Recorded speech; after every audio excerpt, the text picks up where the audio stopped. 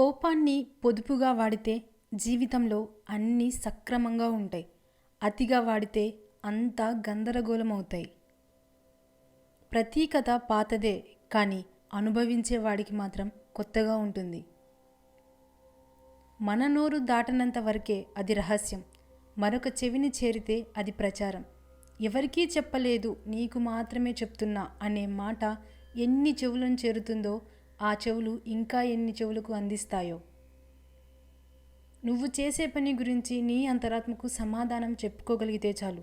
అందరికీ నచ్చేట్టు చేయాలంటే దానికి ఈ జీవితమే సరిపోదు.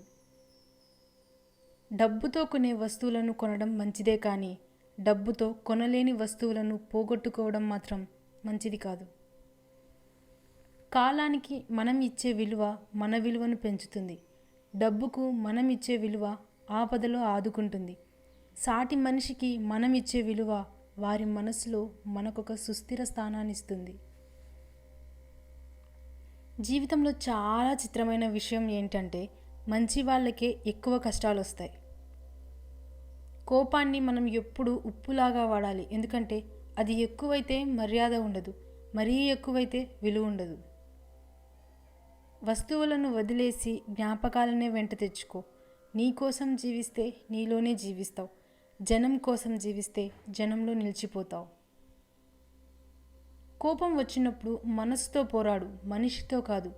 సమస్య వచ్చినప్పుడు కాలంతో పోరాడు, కన్నీటితో కాదు. గుర్తుంచుకో, నువ్వు ఇష్టపడే వాళ్ళు నీకు విలువ ఇవ్వకుంటే నువ్వు ఎంతగా బాధపడతావో, నిన్ను ఇష్టపడే వాళ్లకు నువ్వు విలువ ఇవ్వకుంటే వాళ్ళు కూడా అంతే బాధపడతారు. మాటలైనా మనసైనా పరిపూర్ణంగా అర్థం అవ్వాలి అంటే ఎదుటి మనిషి మీద నమ్మకం, అభిమానం ఉండాలి, కానీ నిర్లక్ష్యం, చులకన భావం ఉండకూడదు. మీకున్న దాంట్లో కొద్దిగా దానం చేసి పుణ్యం సంపాదించుకో. 10 మందిలో మంచి పేరు సంపాదించుకో. జననం నుంచి మరణం వరకు సాగే పయనంలో మనల్ని నమ్ముకున్న వారి కోసం బాధ్యతతో బ్రతకడమే అసలైన విజయం. ఈ జన్మను సద్వినియోగం చేసుకోకుండా లేని జన్మ గురించి ఆలోచించడం అజ్ఞానం. దేవుడు అందమైన ముఖాలు కొందరికే ఇచ్చి ఉండొచ్చు, కానీ అందమైన నవ్వులు అందరికీ ఇచ్చాడు. మంచి అయినా చెడు అయినా మన చేతుల్లోనే ఉంటుంది. వాటిని సరిదిద్దుకునే సామర్థ్యం కూడా మనలోనే దాగి ఉంటుంది. తప్పును గ్రహించి సరిదిద్దుకున్న రోజే పతనానికి దూరంగా, విజయానికి దగ్గరగా అడుగులు వేయగలుగుతాం. ఒక వ్యక్తి ప్రస్తుతం ఉన్న స్థితిని చూసి అతని భవిష్యత్తును ఎప్పుడూ అంచనా వేయకండి, ఎందుకంటే రేపు అనే రోజుకి ఎంత శక్తి ఉందంటే అది మామూలు రాయిని కూడా మెల్లిమెల్లిగా రత్నంగా మార్చివేయగలదు. ఈ రోజుల్లో మంచి పేరు ఉన్నవాడి కంటే పెద్ద నోరు ఉన్నవాడికే విలువ ఎక్కువ. ధైర్యమే అసలైన సంపద. ధైర్యం కోల్పోయినట్లయితే అన్నీ కోల్పోతాం. పరిస్థితులు ఎంత కఠినంగా ఉన్నా సరే మనం మనలా ఉండటమే అసలైన ధైర్యం.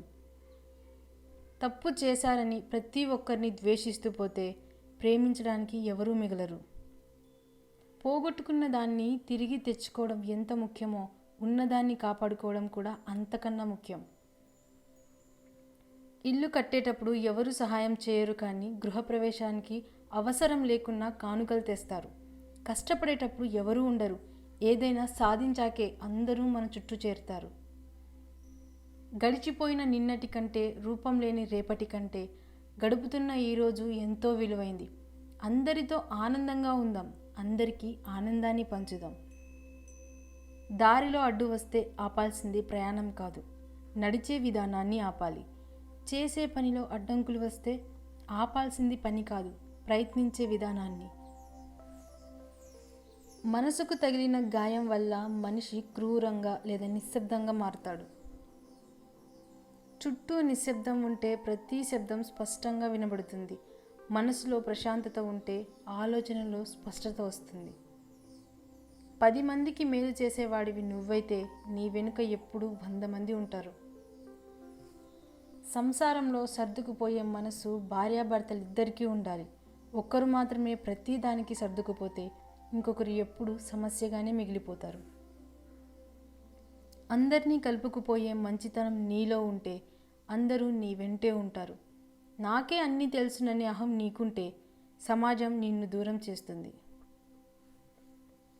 కాలాన్ని వృధాగా గడుపుకుంటూ పోతే గతం అవుతుంది, గెలుచుకుంటూ పోతే చరిత్ర అవుతుంది. చిమ్మ చీకట్లో ఉన్నప్పుడు ఒక చిన్న వెలుగు కనిపిస్తే ఎంత ధైర్యంగా ఉంటుందో, మనం కష్టాల్లో ఉన్నప్పుడు మనల్ని ఓదార్చే వ్యక్తి మనతో ఉంటే అంతే ధైర్యంగా ఉంటుంది. జీవితంలో కొన్ని జ్ఞాపకాలు ఎలా ఉంటాయంటే మర్చిపోయి బ్రతకలేం, గుర్తొస్తే తట్టుకోలేము. జీవితంలో విజయం సాధించాలంటే ఆత్మవిశ్వాసంతో పాటు విమర్శలను పక్కన పెట్టే శక్తి కూడా ఉండాలి. విత్తనం తినాలని చీమలు చూస్తాయి, మొక్కని తినాలని పశువులు చూస్తాయి. అన్నీ తప్పించుకొని ఆ విత్తనం వృక్షమైనప్పుడు చీమలు, పక్షులు, పశువులు ఆ చెట్టు కిందకే నీళ్ళ కోసం వస్తాయి. జీవితం కూడా అంతే. సమయం వచ్చే వరకు వేచి ఉండాల్సిందే. దానికి కావాల్సింది ఓపిక మాత్రమే. అప్పట్లో మనిషి వయసుని చూసి మర్యాద ఇచ్చేవారు. ఇప్పుడు మనిషి వెనుకున్న డబ్బుని చూసి మర్యాద ఇస్తున్నారు. ధనమున్నవాడే గుణవంతుడు అవుతున్నాడు, గుణమున్నవాడు దరిద్రుడు అవుతున్నాడు. సముద్రం పక్కనే ఇల్లు ఉన్నా ఇంట్లో మంచినీరు అయిపోతే బిందె పట్టుకొని సముద్రం వద్దకు వెళ్ళాము. అలాగే చుట్టూ ఎన్ని బంధాలున్నా అర్థం చేసుకున్న వాళ్ళ దగ్గర మాత్రమే మన సంతోషాన్ని, బాధని పంచుకోగలం. మంచి జీవితానికి మూల సూత్రాలు చదువు, సంస్కారం. చదువు ఎప్పుడూ తల వంచనివ్వదు, సంస్కారం ఎప్పుడూ పడిపోనివ్వదు.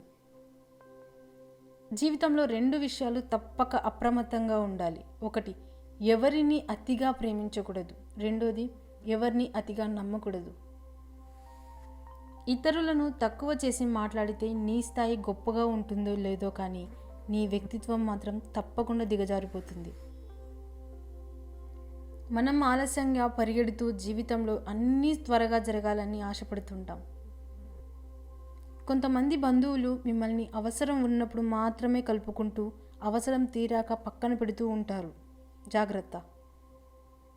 మనిషికి ఉండే పెద్ద జబ్బు ఏది అంటే ఒకడు మన పక్కన లేనప్పుడు వాటి గురించి చెడుగా మాట్లాడుకోవడం. కొడుకైనా కూతురైనా తల్లిదండ్రుల కష్టాన్ని గుర్తించి నలుగురిలో వారు తలదించుకునేలా కాకుండా గర్వంగా తల ఎత్తుకుని బ్రతికేలా ఉన్నతిని సాధించిన రోజే ఆ తల్లిదండ్రులకు నిజమైన ఆనందం. పిల్లల ఉన్నతే తల్లిదండ్రులకు నిజమైన సంతోషం.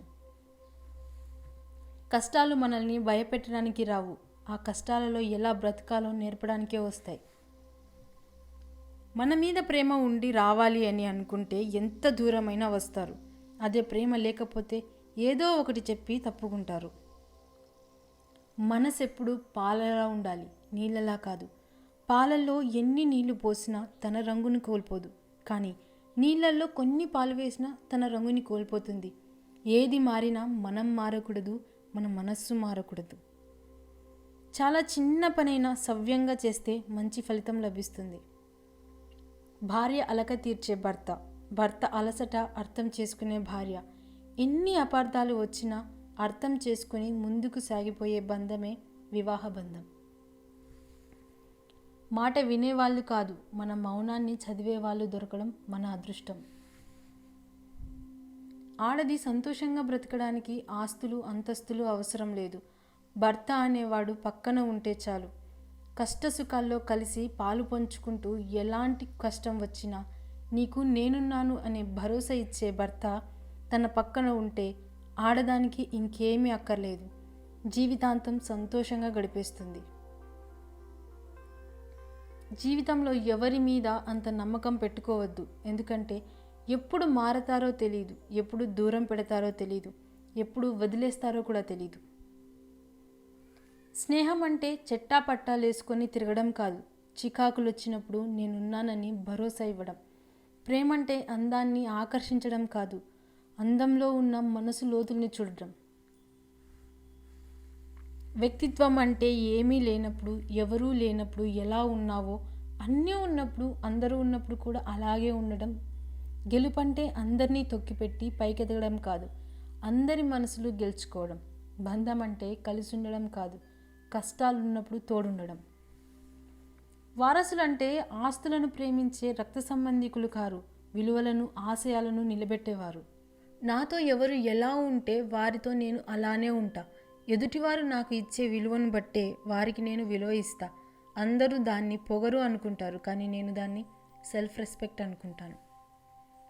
జీవితంలో ఇవ్వడంలో ఉన్న ఆనందం మనం ఇంకొకరికి నుండి పొందడంలో ఉండదు. ఒకరు బాగా బ్రతికితే మరొకరు చూడలేని మనుషుల మధ్య ఉన్నాం మనం. ఒకటి గుర్తుపెట్టుకో, ప్రశ్నల వలయం నీకు కనిపించేది ఎప్పుడంటే నువ్వు ఎప్పుడైతే నిస్సహాయ స్థితిలో ఉంటావో అప్పుడు. చిన్నప్పుడు అనుకున్నా నాకు అందరూ ఉన్నారని, పెరుగుతున్నప్పుడు అనుకున్నా అందరూ దూరమైతే నేను ఉండలేనని. ఇప్పుడిప్పుడే తెలుస్తోంది చివరి దాకా నాకు నేనే తోడని. అన్నదానం ఆకలిని తీర్చగలిగితే అక్షరదానం అజ్ఞానాన్ని తొలగిస్తుంది. కొన్ని బాధలు ఆస్వాదించాలి, అప్పుడే మన గుండె ధైర్యం ఏంటో తెలుస్తుంది. కొన్ని మాటలు భరించాలి, అప్పుడే మన సహనం విలువ ఏంటో తెలుస్తుంది. డబ్బు తీసుకునేటప్పుడు ఉండే మాట, మర్యాద, మంచితనం తిరిగి ఇచ్చేటప్పుడు ఉండదు. భార్యాభర్తల మధ్య ప్రేమ తగ్గినప్పుడు తప్పులే ఎక్కువగా కనబడతాయి.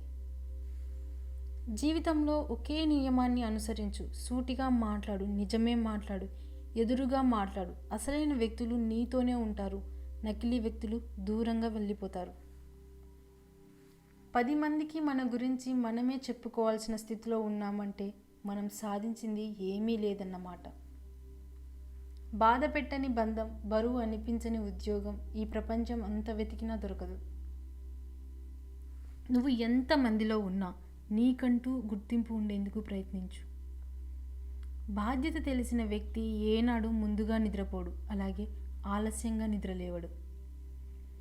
జీవితంలో డబ్బు ఉంటేనే బంధువులు, ప్రేమ, నమ్మకం వస్తాయి. డబ్బు లేకుంటే మన సొంతవాడు కూడా పరాయివాడు అవుతాడు. డబ్బు ఉంటే పరాయివాడు కూడా మనవాడు అవుతాడు. ఇదే నిజం. చెడ్డవాడు తన మెదడులో ఆవేశాలు నింపుకుంటాడు, మంచివాడు మనసులో మంచి ఆలోచనలు నింపుకుంటాడు. కొన్ని బాధలు ఆస్వాదించాలి, అప్పుడే మన గుండె ధైర్యం తెలుస్తుంది. కొన్ని మాటలు భరించాలి, అప్పుడే మన సహనం విలువ తెలుస్తుంది. మన నీడను చూసి మన బలం అనుకుంటే పొరపాటే. ఎందుకంటే నీడ కూడా వెలుగును బట్టి తన తీరును మారుస్తుంది. మనుషులు కూడా అంతే. అవసరాన్ని బట్టి పిలుపు, అవకాశాన్ని బట్టి తమ తీరును మారుస్తారు. మనిషి ఒకప్పుడు బయటకు వెళ్తే మంచితనమే ధైర్యం, ఇప్పుడు డబ్బే ధైర్యం. డబ్బు ఉంటే పక్కన మనుషులు కూడా అవసరం లేదు. మనిషి చాలా ఎదిగిపోయాడు. ఎంత అంటే మానవత్వానికి కూడా అందనంత ఎత్తుకు ఎదిగిపోయాడు. గొడవ చిన్నదే కావచ్చు, మాటలే మోయలేక, మరువలేక, ముందుకు సాగనీయక సతమతం చేస్తూ ఉంటాయి.